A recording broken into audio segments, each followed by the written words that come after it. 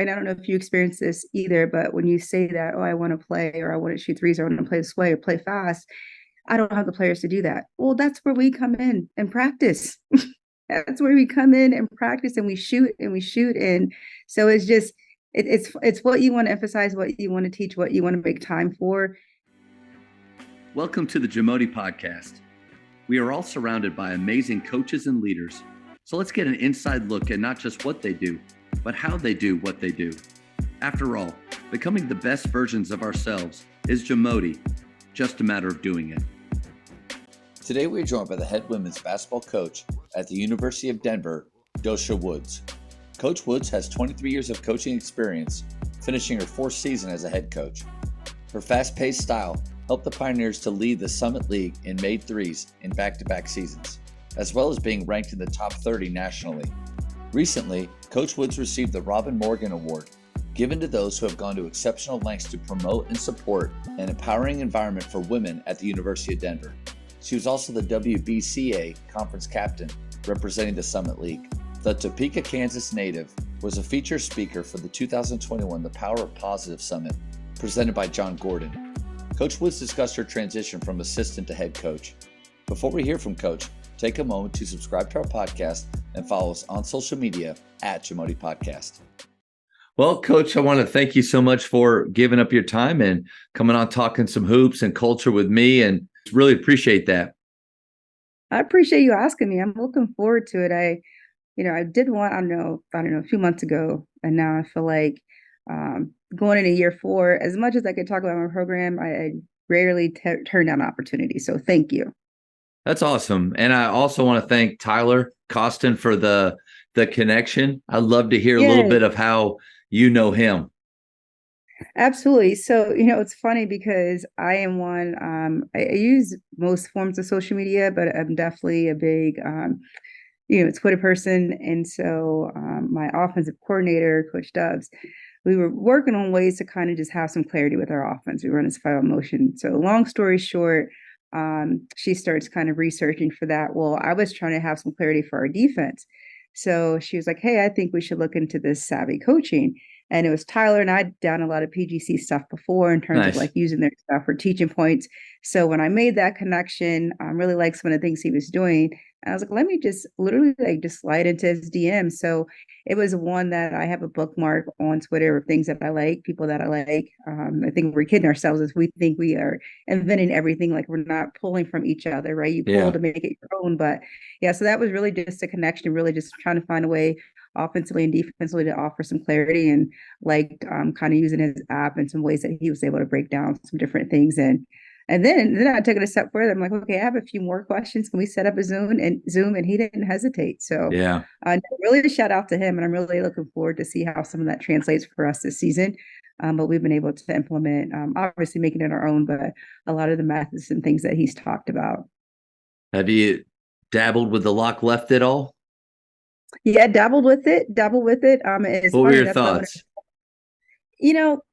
I like a lot of it. I'm interested at our level, just being a higher level, division where a lot of people can score. Obviously, if I was a high school coach, I'd probably love it even more. Because you have a lot of limitations. But I like a lot of it that they talked about. So we're actually trying to implement parts of it, how to tweak it for our personnel and to make it our own. But it was funny because one thing that made me gravitate towards it was is kind of how we ended our season, forcing everybody kind of like left and doing that. So a lot of the terminology was already familiar with our team. So parts of it has been an easier transition than anticipated, but it definitely will be a part of our package this year. I think that's a really good point. Tyler is, in my opinion, one of the best teachers out there. And he's so creative, even with his PGC days. That's kind of how I knew him. And then I've been able to follow him with Savvy and all the shooting things that he's done and race in space. But I think that's a really good point of just because somebody else has a system doesn't mean you have to follow it exclusively and do it word for word. You can deviate and you can manipulate it and make it work for your players, your competition. It makes a lot of sense. Yeah. In your current situation, it's like we always say, no two teams are the same.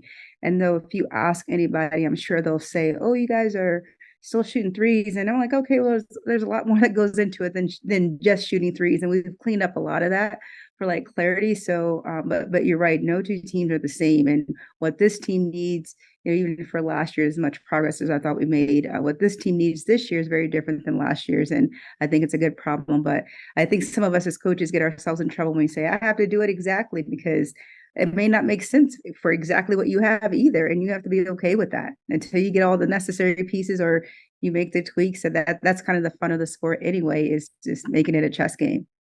What is it about the idea of shooting a lot of threes that people just think you're rolling the balls out? Like there's no structure. What is that? Thank you. Thank you. Like the next time I hear, and for keep it simple, I'll say, anybody that hears me speak, we want 33s, we want 30 U shots. And I don't know why they always forget that part about the U shots. Like we really want both. We want to get up 33s a game, and we want to get 30 attempts at the basket in the U. And I think it's scary because oftentimes people think, oh, you just want to shoot. Well, there's no structure to it. We want to get out and run. We want to take the easiest, fastest, uncontested shot. And I say this all the time. I have a degree in English. I love to write poetry in my free time. But math is math. 3 is worth more than 2. The object is to score more than the other team. Yeah, Basic. especially when they're not set up either. Yes, I'd rather play yes. 5-on-4 or 5-on-3 rather than just go against all 5 of theirs every possession. Exactly. And then, I think and I don't know if you experience this either, but when you say that, oh, I want to play, or I want to shoot threes, or I want to play this way, or play fast, I don't have the players to do that. Well, that's where we come in and practice. That's where we come in and practice, and we shoot and we shoot. And so it's just, it's what you want to emphasize, what you want to teach, what you want to make time for. And again, where we are right now at this level, I love playing that way. It's been fun to watch, and I think it's fun for our fans. It's fun for our players. And I tell them all the time, you get what the offense is designed to get what you earn.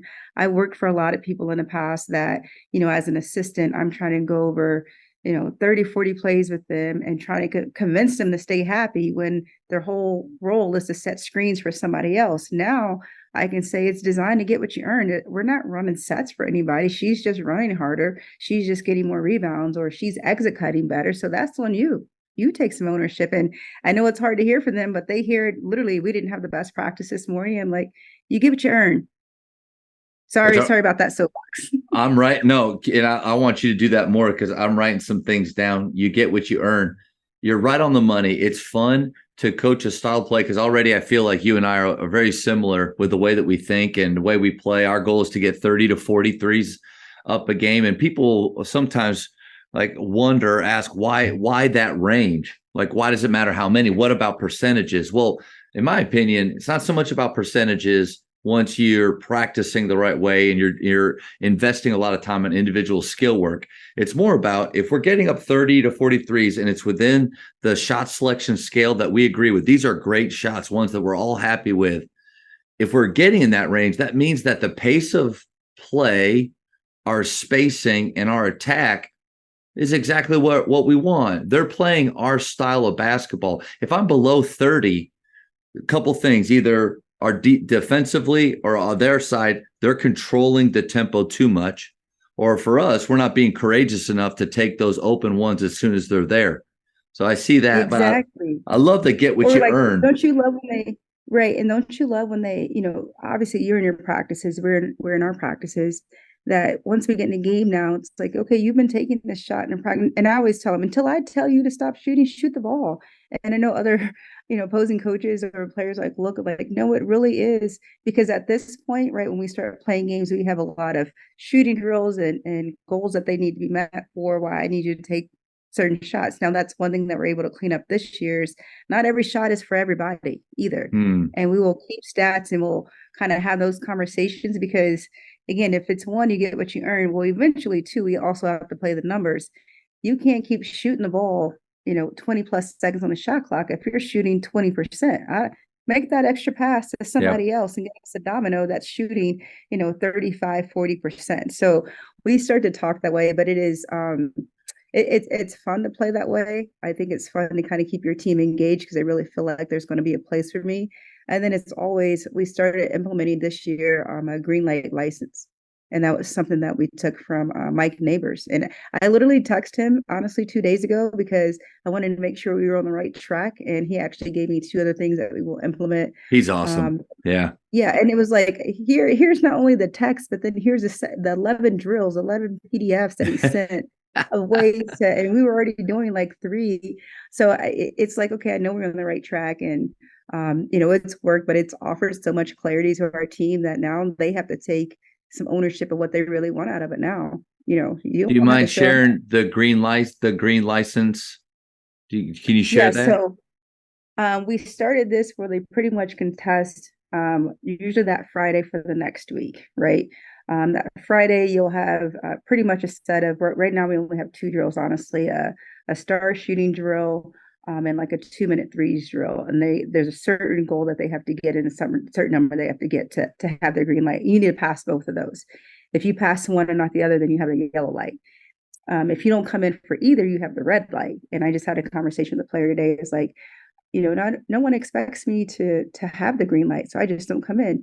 Well, no, we modified the drill for you so you too can have some success, but you're choosing not to come in. That's fine. Well, you can't be the first person. You can't shoot every time you touch the ball because we Yeah. don't have any confidence that you put any work in. So those are the two things that we implement. When I taxed with Mike, I liked how he said, okay, say you don't have time to come in. We started class this week. We're in a quarter system.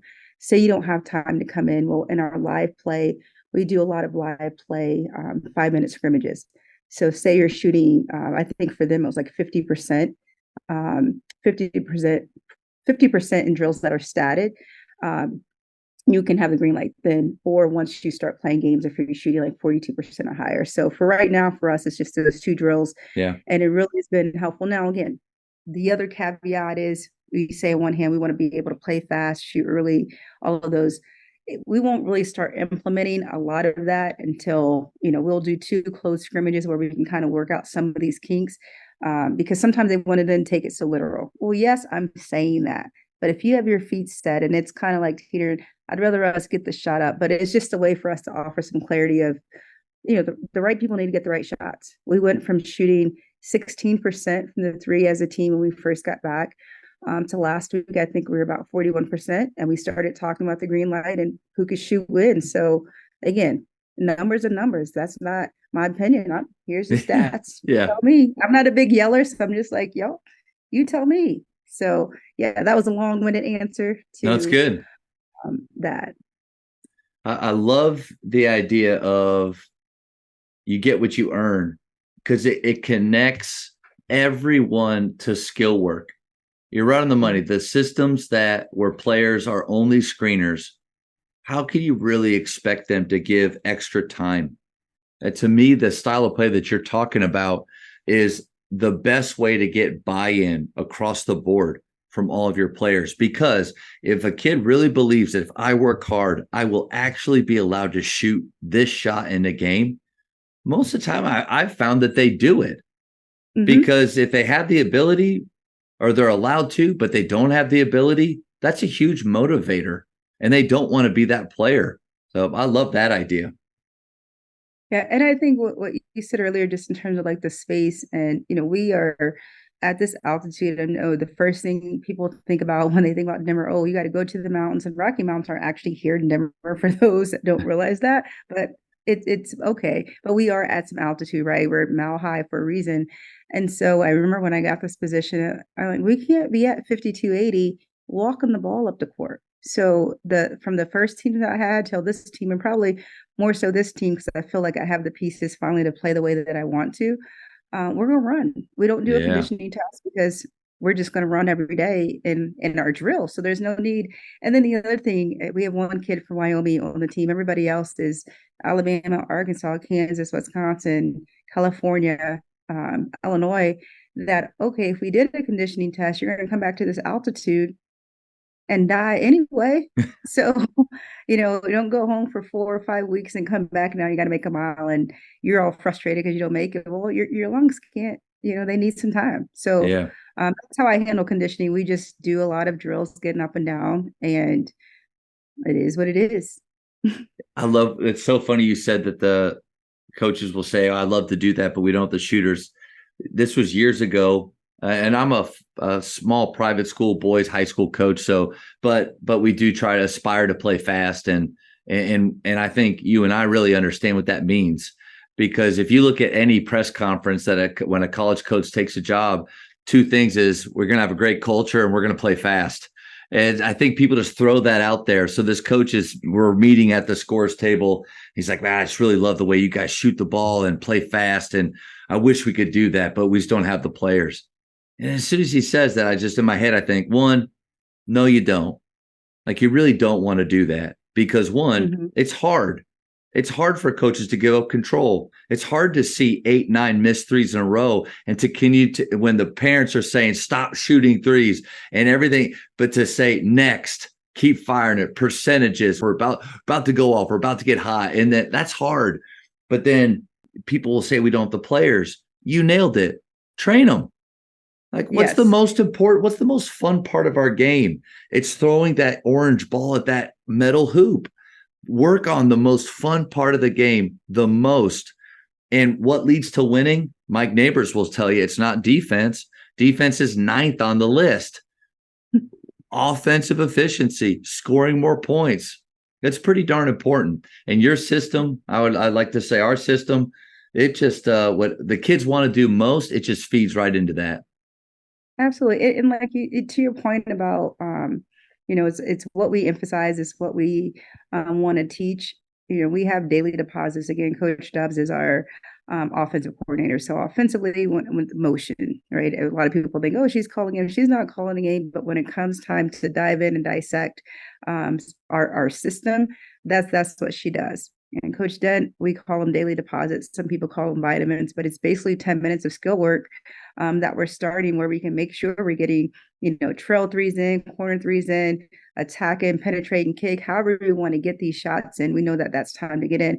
And then we will also probably do another 10 to probably 15 minutes of another set of shooting drills before we get into like a team practice. This year we do a lot of station work, offense, defensive station switch, and then we'll play for 5 minutes to kind of work on whatever we just emphasize. So a lot of our practices are designed to kind of get these shots up with some kind of certain like numbers and parameters.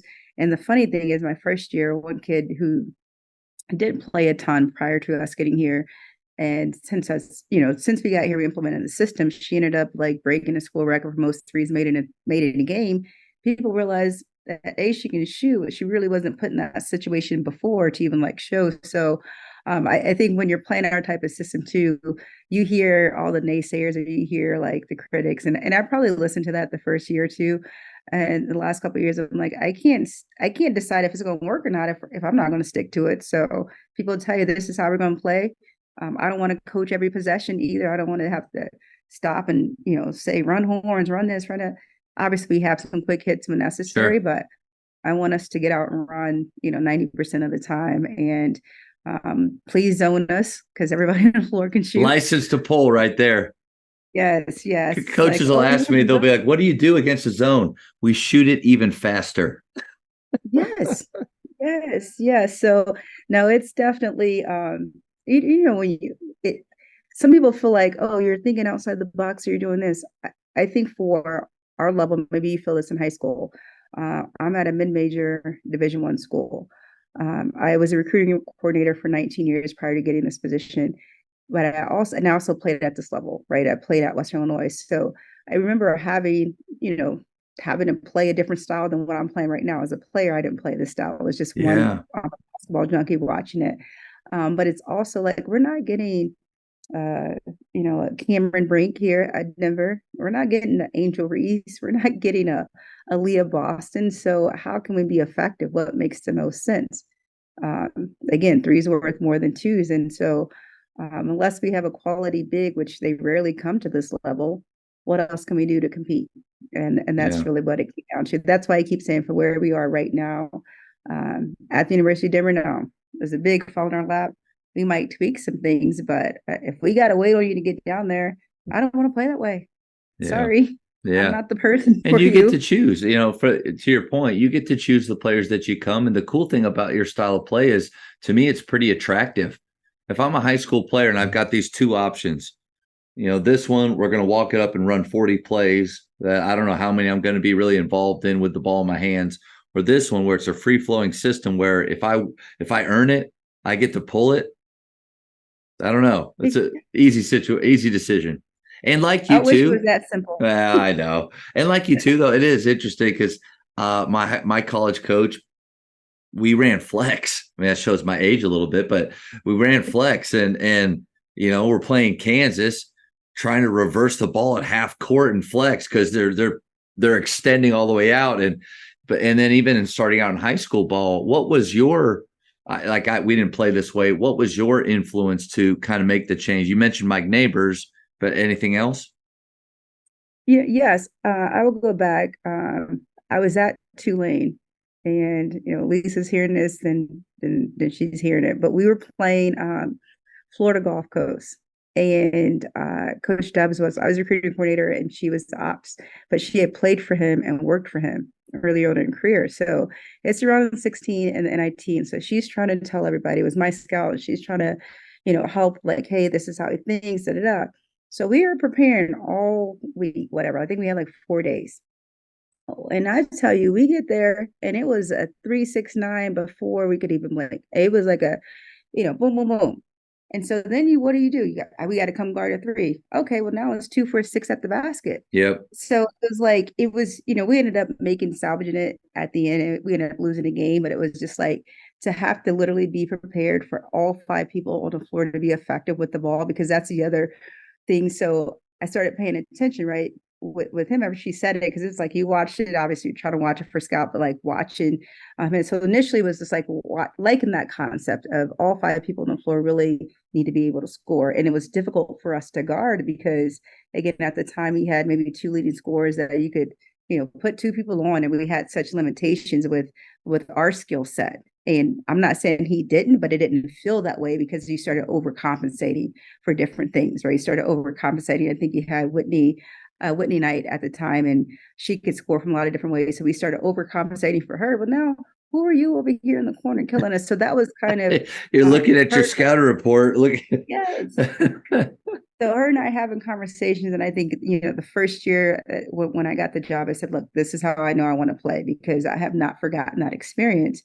And since then, it has also morphed into, again, we talked about Mike Neighbors earlier, a little Villanova, a little Creighton. I think Tanya at Northern Iowa does a good job that we'll pull like bits and pieces, but it's really just depending. We finally have some personnel that I like. Now I think we can do a few things different even in my first year. But it's been a way 5 out committed that I've been committed to playing this way because I feel like it's effective and it's been fun to coach. It's been fun to watch. And it's been fun to kind of just see our players develop that way too. I love that you said it's fun to coach. I think that's sometimes lost. Like we're how many coaches are choosing a style of play just because either they learned that or maybe it's what the best team at the time is doing, which is fine. Like not everybody's on the men's side, not everybody's UConn, like not everybody can do those things, but what an idea of coaching in a way that's fun, that you enjoy. Because I think that bleeds over or your players feel that joy and excitement. And then when you see them connect the dots and they see that smile on your face, man, I think it just creates more of that rhythm and flow that you want. Yeah, it definitely makes it fun. And I think they don't get, you can get so bogged down with, what are we doing both sides of the ball? I have to remember this play. I try to keep things so simple, offensively, defensively. And that was part of our work this summer as a staff is, I split up some assignments. Almost every area we just try to break down so we can offer some clarity to our team. And so now when we have our film sessions, it's easier to hold people accountable. Okay, we ask you to go here. Just do what we're asking you to do. That's it, nothing more, nothing less. But definitely you can see the excitement in their faces of a sense of like, we're not playing a game anytime soon. And it is designed to get what you earn. And here's some stats to reflect that. Now we see a little bit of that competitiveness of like, oh, her stats are better because she's had more reps, she's playing more. I had to, jump out of the drill for this. Okay, well, that's all part of it too. Like that's all part of it too. So but to your point about it being fun to coach, I think sometimes we lose sight of that. as coaches, as you mentioned, you want to coach like, oh, well, Gino does this and, Yeah, Gino. Pat did this and Yeah, all of that. Okay, we don't have Pat Gino players here, yeah. first of all. And what makes sense for Doshia Woods? What makes sense for how I want to coach and what makes sense for my personality? And so that's why I'm excited about year 4, because I really feel like I found my personality now in terms of like the head coach I want to be. I'm not a huge yeller. I'm very passionate. My goal is to not have as many technicals or warnings because I do get a bit animated, That's just a good slightly. goal. Yeah, so I'm gonna try to. I think I had like 3 last year, so it wasn't like terrible, but it was like that's an area now. Just to have some clarity for myself. I give the refs way too much energy. It rarely are they changing a call that you're all irate You're about right. anyway. Yeah. Move on to the next play. But it's been fun to kind of find that way and then find a team that I work for, because I also learned too, you're not for everybody. Even as fun as you think your style is, or as fun as you think your delivery is as a head coach, sometimes it just may not mesh, and that's okay. There's nothing wrong. It's just, I'm not for I literally have a shirt that says I'm not for everybody. And I had this shirt and I honestly have never worn it because I don't know if I really like believe that, because I thought I was for everybody. I'm like, okay, Yeah. the style is fun. I'm not, demeaning. I'm not all of these things. And it still just may not be the vibe for somebody. And I had to spend some time working on and being okay with that, because I thought I was doing everything right. And though I may think that, it may not be right for that particular person. Coaches, we are all searching for ways to better evaluate players in order to give meaningful feedback. Over 15 years ago, I put together a test called the Jamodi Skill Rating. The JSR takes players through a series of tests involving basketball skill or athleticism, giving them 1 rating at the end. Their JSR rating will give you clarity on what needs to be discussed with players and parents on areas they need to focus on improving. I test our players at least 4 times each year. They're able to compete against each other, past players' scores, and most importantly, their past performances. If you'd like to start testing your athletes, email me at jamodipodcast@gmail.com for more information. I'd love to know, Coach, what's something that you borrowed lately, even though we talked about Tyler and some of the things you've already used from him, but what else? Definitely, as I said, I love getting on his app, Savvy Coaching. I feel like it's Yeah. a lot, even pre-practice, post-practice, I'll get on there and kind of just see if I need some clarity for something. But I borrow pretty much from everybody. As I mentioned earlier, text and Mike Neighbors. If I have your number, I will bookmark it, City and Drill. One story I like to tell is when I got the position here, I remember I bought those championship videos and I sent the clip to CD at UConn, Gino's longtime assistant, and I was asking her some clarification, and she says, "Why are you buying those videos?" And I'm trying to, first time head coach, I want to learn all these aspects, and she says, "You don't." This is in COVID.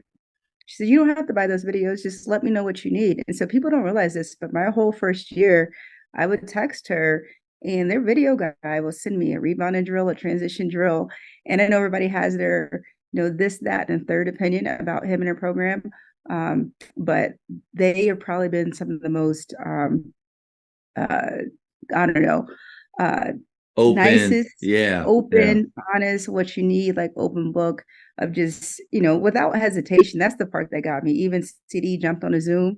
I had further questions defensively. She's like, okay, let's get on a Zoom. So me and Coach Miles helps me with the defense. We work on the defense. And we did a whole hour Zoom of just different things. So I'm the type I'll reach out and ask for sure. And I really have been amazed by the amount of people that say, oh, if you need anything, saying it is one thing, but then the follow through that, again, Yeah. that's just my experience with Yeah. them. It's been great. You're right on the money with that. I think most coaches, if you ask them or, hey, can we jump on sometime? They'll say yes, but the follow through. And one thing I've learned from getting to do this for a little over 2 years now is I'm amazed at how many people are open and willing to share. I don't know if it's changed a bunch, the last 20 years with social media, with the internet and all that stuff, and what people that's wanting their stuff to be out there more. But I really love where basketball is right now with coaches. I think there is a lot of openness and willingness to share. Absolutely. Even I mentioned, we play a 5-out motion, and Again, Semesco was one we did a Zoom with him when we first got the job here. Just again for some clarity, and jumps on a Zoom. I think now we can share all we want, but as players making plays, let's be honest. So we could try to do what this school is doing or something like that, but it also comes down to players making those plays, and I think that's why some people are open. Social media for sure, where you feel like somebody can get on synergy, break down your squad and put everything out there, but trust me, if I have your number, ask my neighbors. I'm going to text and ask a question or call you something. So I'm not. I feel like I'll stop learning the day I die. Literally, that's how I live my life. So there's always something to learn, especially about the game. And that's what's really jumped out at me about this call already is your curiosity. Like I think that's pretty unique. And have you always been that way? Was there a time in your career like I had where I felt like I had figured it all out and I kind of knew it? Or have you just always had that curiosity to you? I think it's honestly part of my personality, just in general, right? I've always been a curious kid from the beginning. I was that kid asking questions that you probably shouldn't be asking as like a 10-year-old because I was just curious to the point where, I wouldn't even finish something before I was already getting a whoop. And I'm like, I was just asking a question. And I think how it translated shows up in my coaching career is like the same is always curiosity to me is also wanting to get better, right? Wanting to get better, wanting to be better. Is there a better way to do something? And so I think the curiosity part is just natural for who I am as a person. And then how it shows up with basketball is, you could be successful. Even going back to UConn, my time at Tulane, we were in the same conference, and one of their 100 game streaks was at Tulane. So their closest game before they left the American was against Tulane, and I remember we were down two with the ball. Long story short, we had a chance to win it, but he also ended up benching. I want to say it was Megan Walker. She was the number one player, but she played like the first 2 minutes. But someone had got in trouble, so he doesn't play the whole game. Just like doesn't play her. And I'm like thinking to myself, you're on this 100 game win streak and you're just not going to play this kid. And it wasn't like an arrogant move. It was just like the whole thing. Curiosity is always something to learn, a way to grow. And I definitely have a growth mindset. And so, and I'm not too prideful. I'm pretty much a humble person. I don't take myself too seriously. And even with our players, they're out there going through it. And I'll ask them if you have a better way, if it feels different for Wow. you, Yeah. let me know. And I'll tell you if I can adjust that way. If we're not going to adjust, I'll tell you why. And, and they'll tell you, especially the ones that I'm closer to in terms of how much work they put in, I'll ask. And if I need to flip it, like, we didn't have a great practice today. And then we're going to start tomorrow with, okay, what we want to accomplish today. Because yesterday wasn't great. But we usually will find a positive, but I'm a curious person and I have a growth mindset. And I think that shows up in all areas of my life, but you can really see it in the coach that I am. Love the curiosity and humility. Those are two great words that you have. But I also thought about the confidence that you must have, though, to be able to ask your players and be that open for their feedback. And you also mentioned pride. I think maybe a lack of confidence and pride is what keeps us from opening that door to their feedback because we want to be seen as the one that has all the answers. Guys, whatever you need, Yeah, I'm here. I don't need your ideas, but I'm here for you with all the answers.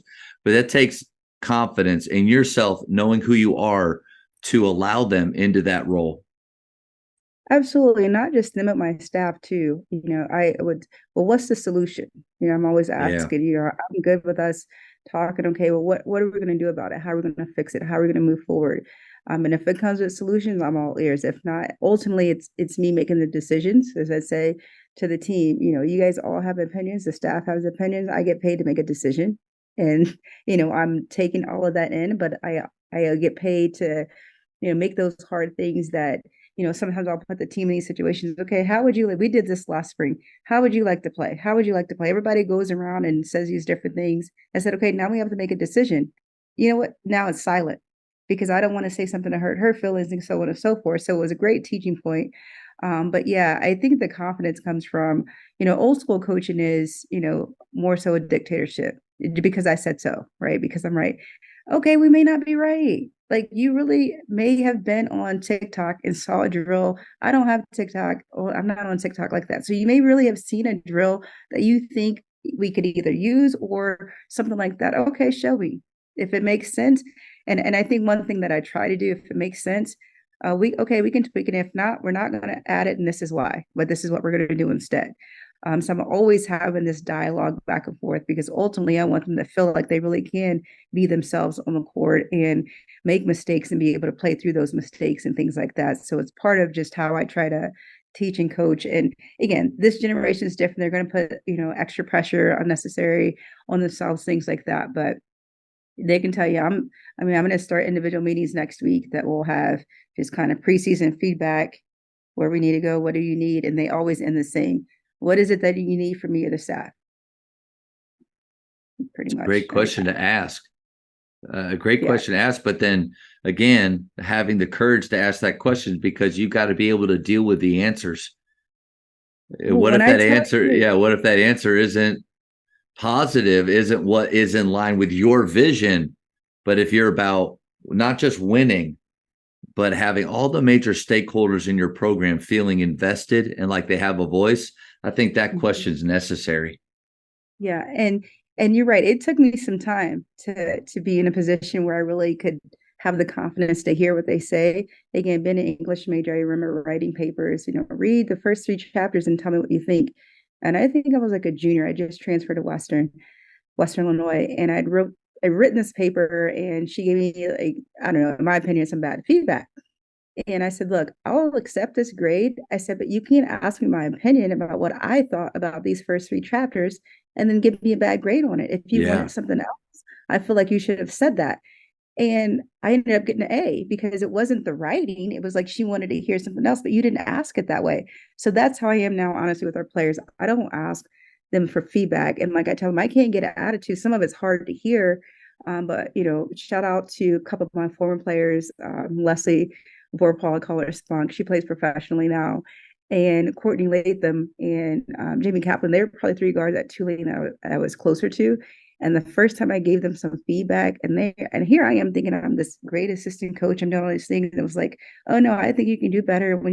They started telling me all these things that like I'd done that had bothered them. And I was like, well, why didn't you say it before? So that really was a catalyst for how I am now, because I learned I had a relationship with them that they could be honest with me. And so now, again, it's different as a head coach, but I'm asking for feedback because I genuinely want it. Like I want to be better as part of that growth mindset and being curious. It That doesn't mean it's not hard to hear. And if it's for me, I'll accept it. If it's something I need to change, if it's just you just admit, and I'm like, okay, well, that's your opinion, and just keep it at that. Because That's as how I I said feel to like you, with parents. When I have parent meetings, I feel like I told my wife this. I feel like when I have these, and it hasn't been a lot over the years at Faith, but when I have them, they're typically never positive, and I think they just want to be heard. And so yes, it's not my job to be defensive. It's not my job to have answers to it. It's my job to sit and listen, take it in, and try to evaluate, like you said, but just try to see where they're coming from. I think the anytime that, and I felt this when I was directing for PGC and I got evaluated by Chad Sanji, and like I was, I felt defensive. Like I mm-hmm. felt like I was good at what I was doing and I was affecting positive change. What do you mean I have 3 pages of notes to work on? I think that's just a natural thing, but maybe it's a level of maturity. Go back to confidence again. And I love what you said. Like you genuinely want to get better. I think if you're asking these questions and they don't believe that you really want to get better yourself, then they're going to hold back. Yes. Yeah, and I think it definitely takes some time to kind of build up to that and to kind of get, obviously there's different levels of and different kids you're going to listen to in different ways depending on scenarios, but I think they're, especially the ones that I've been around. We have one kid who's a senior for us now, and I really love that she's able to speak to just from day one, when we got here, to how things have evolved. And I've been consistent. I love nothing more. We started working with a mental performance coach, and she met with the staff separately. And then she just met with the team last Friday without the staff. And she's like, I have some notes I want to type up. She was like, but it's crazy how consistent both the staff and the team is. And it's been harder and harder for me to talk about culture because I really feel like we're in a position now to just to live it. I did Yeah. a series this summer with a group called Active Discovery, and they were at practice all day, and then they did a series of interviews all day, and they were like, it's clear what's important in your culture. Now they had just shown up literally for this day, but they could already tell some of these foundations that's important, that everybody has a voice. We circle up, and a lot of things that we just live. It's nice to have people come in, even if it's just for one practice, to see that we have standard and expectations, and we don't talk about them a lot. We just live them, and it's things are just matter of fact. You may not like where you stand all the time, but you'll know with me. You may not like it, but you won't have to guess. You won't have to guess. You mentioned a little bit about some player meetings that you're going to have coming up. That's something I've struggled with is I don't want to have my meetings with players be random and leave it up to that. To just by chance, I get to see him. Oh, I noticed something. I wanted to talk with him. I like to have a better plan and make sure that I don't miss less things. How and when do you meet with players? So I'm more of like a short-term goal type person, and really just to kind of talk, okay, what's your goals up until our first scrimmages? That'd be the end of October. Ish will have our first scrimmages. We'll talk about what you want to accomplish. And we've talked a lot this year about having a softball lineup. Who's in our nine? If I'm a softball coach, I've got one person for one slot. And are you in that nine? Especially with the way that we want to play, I feel like, honestly, we can probably get a little closer to 10, 11 and plan that number. But are you in that nine? So that's going to start to be kind of that first. But this first one, again, right when we start at 20 hours, is just how do you think things are going for you? The same, what is it that you need from me, the staff? And then I'll give them a couple tangible things that they need to work on. I'm also big on, if you want to achieve this over here, then your work needs to match that. At our level, we do a lot of film, a lot of stats, a lot of film. And then we also have Catapult, which is like a technology system of how hard they're working, the efficiency, things like that, that our strength and conditioning coaches use. So we have all these different layers that I feel like back my opinion. So Hmm. this is what I think you're doing. And then, oh, here it is to back me up if I thought you had it. Once we get through that first part, then we'll all work on those things around our scrimmage time. And really our bigger conversations right at Christmas. So right before we start conference play. Okay, now we've had all this preseason. Were you in the nine? Were you not? Were you starting? Were you not? Let's kind of shift some goals now, because everybody wants to play, everybody wants to start. It's not reality. Yeah. And one area I struggled with last year as a head coach is I really love my team as people. They irritate me sometimes as players on the court, do some things that frustrate me as people. I love them to be able to separate that, but I couldn't separate that. And I know I cost us 2 games last year because I coached with my heart and not my head. I was Wow. worried about, this kid. And it's like I put somebody in when I knew she wasn't ready, but I knew I was going to need her later. So I work through that. When I say I work through it, just because I am naturally a compassionate person, I'm very empathetic.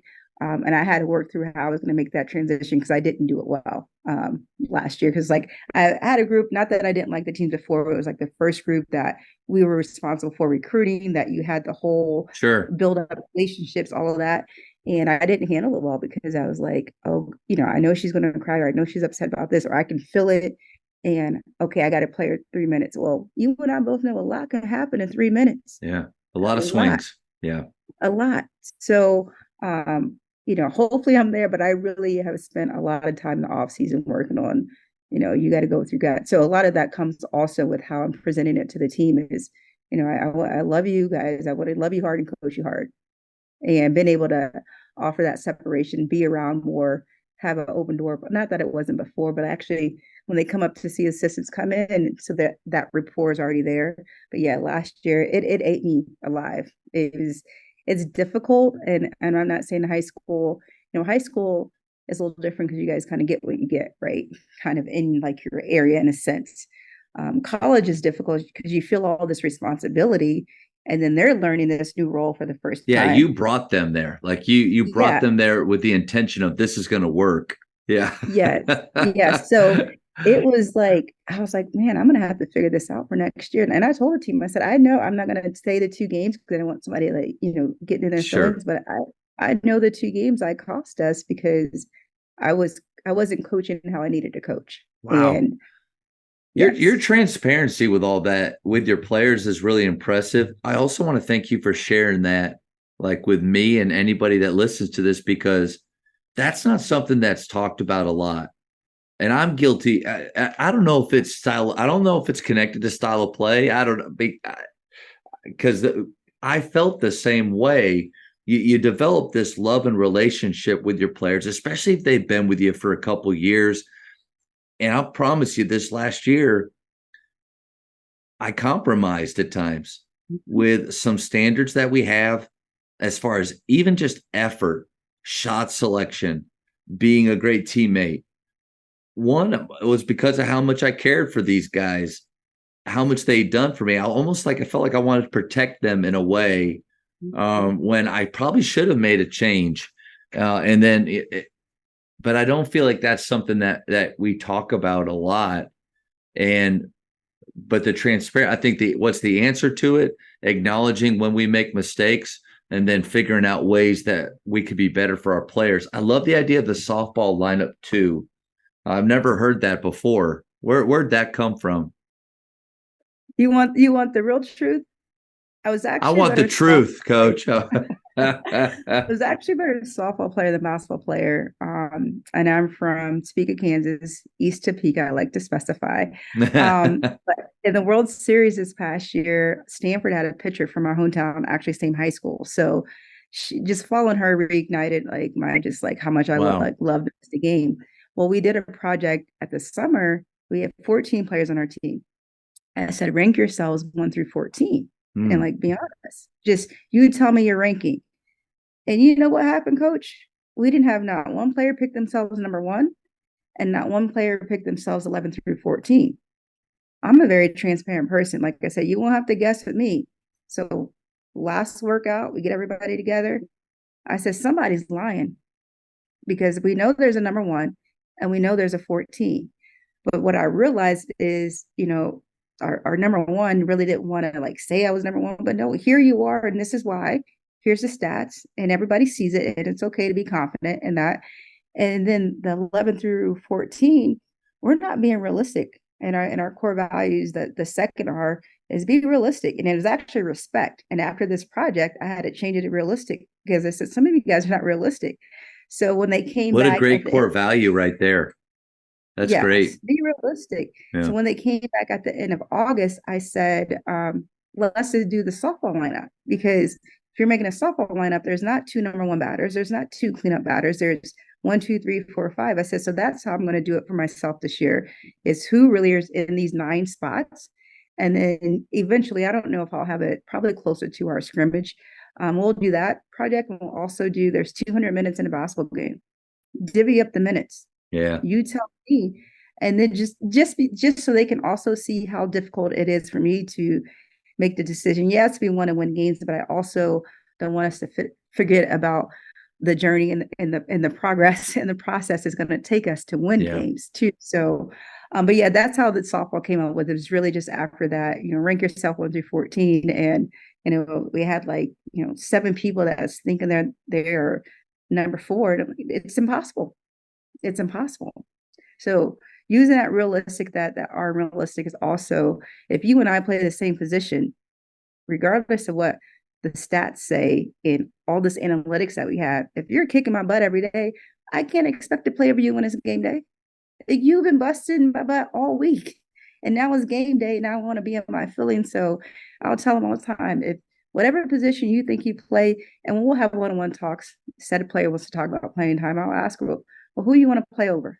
And she'll say, okay, I'll get out the stats in my film. This is why she's playing over you. Next question. Or pick somebody else. So it's very direct. Yeah. Again, because I'm not a big yeller, so that's why I refer to stats and film all of that a lot because it just kind of validates. And if you Well, it think gives otherwise, you have a cool presence, and it gives you even more, I guess, power when you have this actual data to back it. Because I think too many times, even though coaches, we do have a good eye for things, over years and years of coaching, watching players, training players, we probably are close on what we think we see as reality, but it doesn't help players. Players don't trust that eye. But what they can't get past is when you have all that data that you talked about. Any advice to high school coaches that don't have the thing that the strength coaches used, and maybe they haven't been they don't have a lot of the stats that during practice or whatnot? Because like in second period athletics, it's me and 35 guys. So I have to be very careful with what I try to do and don't do. What advice to coaches on maybe things that they can track or do to give them a little bit more power in these conversations? That's a good one. I think, we honestly film a lot of our practices on an iPad. And I think trying to set your film up in a way that you can then go back and track some of it, or you Yeah. can watch it with them. So that maybe filming it. And but the other part though, too, having that many people, giving them, we're going to do these three drills, something that they can kind of run on themselves. I need you to at least make X amount of threes or shoot this. Well, the game knows it's going to take care of itself. So that's another phrase I use. I'm not one of those coaches all summer. Our players were here for about 5 weeks, went home for 5 weeks, and then they came back kind of in the summer. I didn't check in how your workout's going. What are you doing? The game knows it's going to tell me when you get back. So when they got back, what did it tell me? Some of y'all haven't been running. Some Yeah. of you guys haven't been shooting. We shot 16%. That's why I didn't ask. The game knows. So I didn't ask because I didn't want you to like it, but the game knows in the sense of you set the drill up. I'm expecting X, Y, Z. So then when you do get together, if you said you've been shooting, 70% unguarded, but now you're shooting 20%, the math is not mathing somewhere. So That's I right. think if I'm a high school coach is setting things up like that, where they're still getting these reps in, maybe at the rate that you want, but then you're going to have a number that they should meet. And not saying, oh, you're not, you don't have any integrity. The game knows, and you can't cheat the game. I don't care how hard you try, the game knows. I love that phrase. The game knows. I think to your point, one way for high school coaches or anybody that doesn't have maybe some of the technology or the people is like charting is really important. But I think charting or measuring improvement or measuring where players are doesn't just have to be things written down. It can be as simple as we do a game called Ray Allen quite a bit. It's a PGC game that I got, but you have your 6 spots on a ladder. So one is at the beginning, right by the basket, back to 4, which is the free throw line. 6 is the 3-point line. If they make 1 through 6 in a row, they get a point. Anytime they miss, they start over again. To me, charting, knowing shot selection, defining roles is as simple as everybody jog in. Raise your hand if you made 1 or more ladders. Those hands are up. All right, keep them up. 2 or more. Hands start to drop. When little Johnny starts to look around and realize, man, there's a lot. He always has his hands up. He does. I never do. That's role identification. So I think sometimes Yes. coaches get overwhelmed with, well, I want to track more. I just don't have the ability to do it. No. It doesn't have to be you have this chart with thousands of numbers and data. That's great. And obviously through huddle and things once our season begins. And like you said, recording a practice and going back through, that's a great way. But I think everybody can do it. You just have to get a little creative and make it work for you. Yes, for sure. Yeah, I definitely agree with that. It requires you to think outside the box a little bit when you start, even at your level, you're saying high school level, even at us being a mid-major Division 1, compared to some of our other groups. I have a head coaching group that I put together when I got the job. I learned as a first-time head coach in COVID, a lot of my mentors, both Keith Adams at UTEP now and Lisa Stockton at Tulane, well, where they were and what the protocols were for them were very different than here. So it's Hmm. like I almost needed somebody else to talk to. So in terms of putting that group together, but now we meet monthly pretty much, and Nice. it's really to kind of bounce different ideas off of each other. I didn't realize how lonely it could be, to be in this situation. But a lot of us have I wouldn't say limited resources. We're just maybe a bunch of mid majors, but we don't have that now. As you see, in some of the Power Fives, you have 5 assistant coaches and all of these extra roles. So a lot of it too is trying to figure out the best way to organize your staff, the best way to kind of divvy up responsibilities on the court, in the office, things like that. But that group has been phenomenal of just meeting, and we'll do one-offs. I don't know why they all think I'm like the therapist in the group, but I think because of my curiosity and growth, I'm always like, oh, I heard about this, or I just talked to someone else. Maybe you can try this and it can help Mm, you.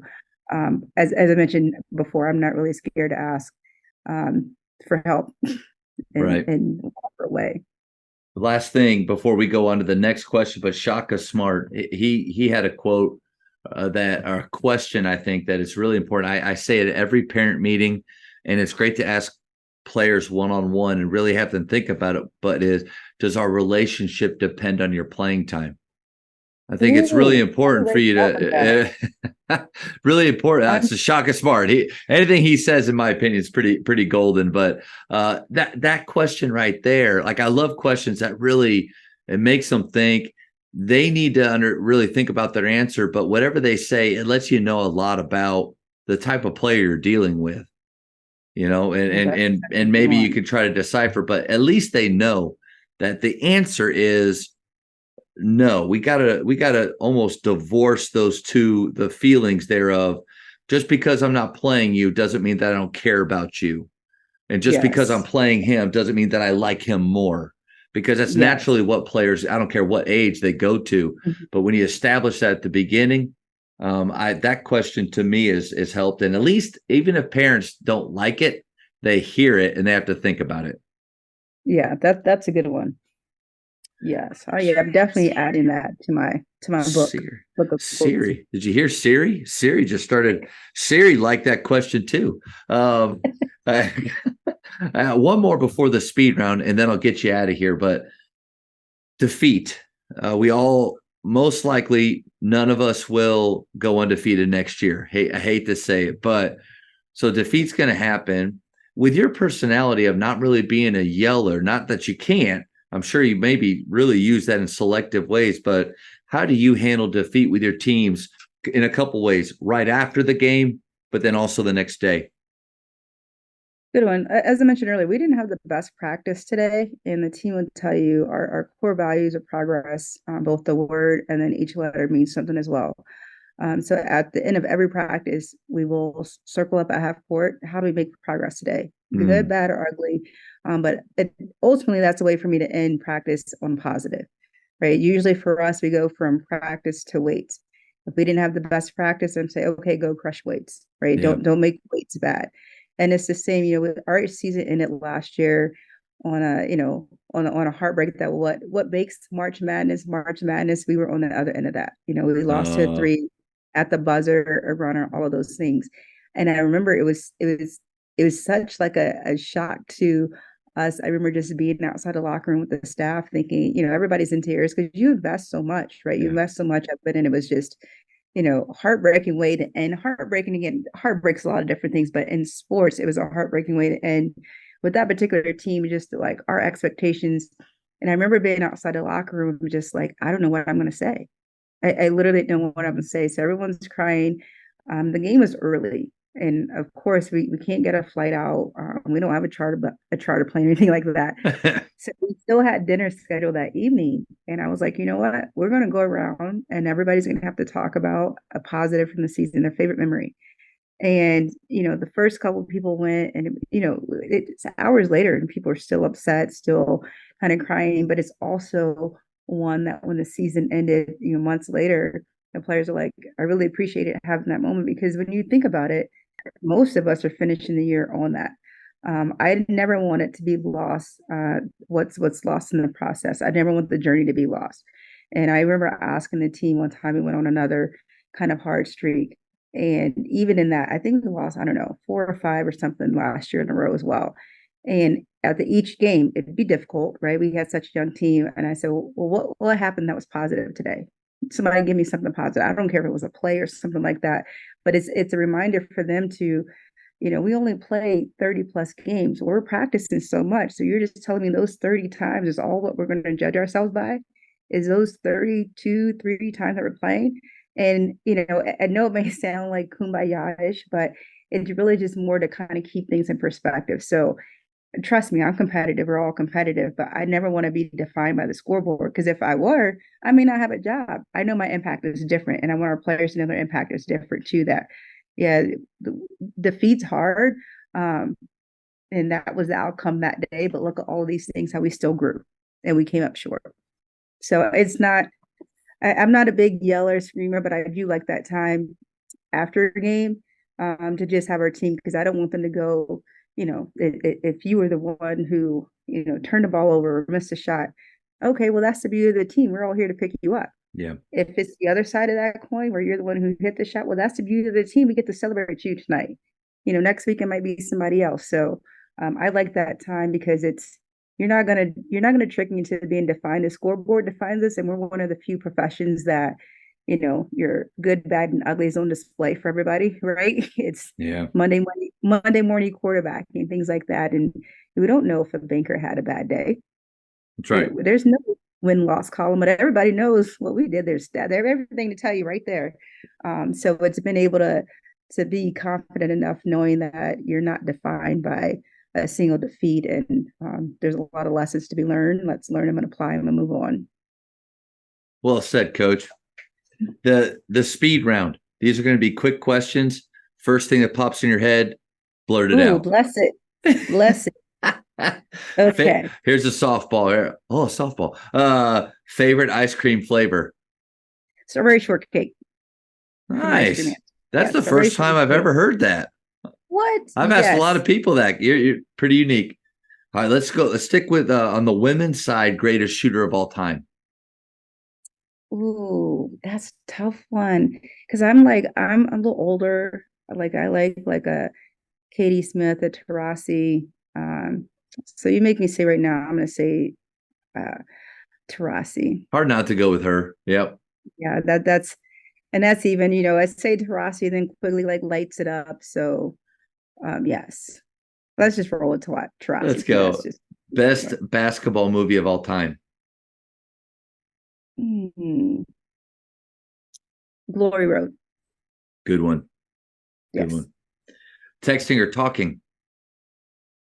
Talking. Haven't you learned that already? Talking. You have to talk to me because a lot of stupid question. Yeah. Yeah. Okay, I'm in Texas. No shot clock here for high school. So just letting you know that. For high school, shot clock or no shot clock? Shot clock. Thank you, Coach. There's nothing more. I know this is rapid, so I'm That's getting in okay. your way real quick. When I go watch a game, I'm thinking, I didn't come from Denver, Colorado to Grapevine, Texas to watch you hold the ball for 3 minutes. Man. I did not. I'm sorry. I did not. And you know what? People didn't pay for that either. No. In my opinion, I take kind of the Pistol Pete approach of when his dad asked him, what are we going to do, Pete? He says, we're going to give them a show they'll never forget. I like that idea of basketball. I always tell my players, hey, people paid $3 to $5 to watch you play. Let's put on a pretty good show for them. Yes. I want to ask the coaches, do you practice that? Do you just hold the ball for 3 minutes? Is that in practice? You just They wouldn't enjoy our practices where people are all shooting and smiling and having fun and and the control is in the players' hands. They wouldn't like that. Favorite holiday? Halloween. Oh, up 3 on defense with 7 seconds left. Do you foul or no foul? Oh, I'm gonna say no foul. Okay. That's a tough one. It depends. I'm on the fence this year, so if we have time to practice it, then we'll probably foul. If I don't have time because we didn't last year, then not. Because we do have a signal to foul, but I didn't do enough situational things. So it's my goal to be able to foul in those situations, but I think it's also important that we talk about how to foul and all of those things. Whatever side you're on, you got to practice it, no doubt. Yes. What book would you give someone? 4 Agreements. Say it again. 4 Agreements. Okay. Tell me a little bit more about that. I don't know it. So it's basically there's 4 agreements kind of throughout how you can live your life. Be impeccable with your word, do what you say, mean what you say, things like that. And it's kind of this whole, it's not necessarily a parable, but it's these 4 agreements in the book about how to live your life. Nice. Last year, it was our staff book for our staff retreat. Was 4 agreements. This year, it was Seven Seas was our team book.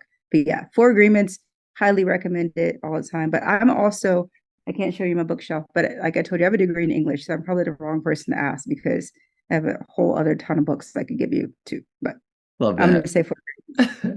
Two more. Name a bucket list item you still need to do. Go to Maldives. That's cool. Last We one. talk about it all the time. Yeah. In women's basketball, who's the GOAT? Ooh. See, I'm a basketball junkie and I'm going to have a hard time answering that because when I go back in the day, it's like I was a huge Tennessee fan. So I'm thinking Shamika Holsclaw, right? Like she Yep. could walk on water. Then you get to Taurasi and then you get to Stewie, who's just like, so I'm not picking, to be honest with you. I know, is that a cop out? You make me pick No, one. you can always pass. And it's a horrible question. Like it's a horrible question, and it's created to just frustrate and create arguments. That's all it's for. Because the airs are so different. Yep. But I'm gonna just say Tarasi because I feel like she's like the easy one. She's like the one people love to hate. But I really think she was really like changed the game in a sense. But it's too hard. It's too hard. Because what about the men's side? Okay, I grew up in the Jordan era, but the same thing. For my personal top, I love LeBron. So it was like a Jordan LeBron magic for me. They said that like Steph was like the best point guard. I'm just like, he shoots. I'll give him the best shooter, but like point guard, that's a stretch for me. But how the game is now, he's probably a better point guard than Magic was because he couldn't shoot. Yeah. So I feel like the areas are different, that it's hard to decide. But fun fact, I was part of a documentary called If Not For Them that talks a lot about the history of women's basketball. Brenda Van Langen is doing the research and the production and the interviews with that. And to be a part of that project and to kind of watch the documentary, they're doing another soft viewing. It's a lot of phenomenal players in the women's game and a lot that didn't get the credit. When you say like the GOAT, I said like Taurasi in terms of like NCAA. But being from Kansas, Lynette Woodard never got credit for the type of career she had at Kansas because they were still AIAW days. But so when I say I'm like a buff when it comes to it, I feel like a lot of players in those AIAW days, the schools could kind of come over and the coaches' records came, but the players never did. So interesting. Still, 3,000 plus points without a 3-point line and not have the record as opposed to Kelsey Plum. Wow. Or Kelsey Mitchell. Yes. Is that Fun out? Fact, if not for them, is that out? It's not out. Okay. She has a stop viewing on like the 21st. Okay. I think there's still some final, but when it comes out, highly recommended. I think we'll learn a lot about the women's, especially women's basketball overall, but like the college game. A lot that I didn't know, even here, like locally, they filmed some of it here. But there's a lot of history and there's a lot of great players or the great players now. We were definitely standing on their shoulders for a lot they had to go through so that I could have. Yeah. Coach, this was so much fun because not only do I love the way that you play, so we had a lot of things in common there, but it was really fun just to learn about your style of coaching, which I feel like is a really, really good style from like what you said, probably what you and I played for, which was much more of a dictatorship, do as I say. Don't talk back, just sit there and be quiet. Like the game's in a better place, coaching's in a better place. And I think you're doing an awesome job with that, but just really enjoyed this. Thank you so much for your time. Thank you. I really appreciate it. This is a lot of fun and I can't wait to follow your team. It's a little bit different. And don't be surprised if I reach out for some drills as well. Oh, I wish one thing I'm working on is I want to be more like Mike Neighbors. I had a talk with him on here. It went for 2 hours and 40 minutes because that dude, that guy could talk. And but his organization and the list that he has and the way he can just send stuff out, it's a goal of mine. It's not my strength yet. But man, I'm excited for this, friendship, relationship to continue. And I'll be watching for you guys as well, see how many threes you're hitting. I can't wait. And again, Coach, thank you so much. Well, thank you. We're going to let it fly. Long ball elite. So thank you and go Pios. Thank you for checking out today's episode. Please take a moment to subscribe to this podcast, share it with your fellow coaches, and find us on social media for what's coming up next on the Jamodi Podcast. It's just a matter of doing it.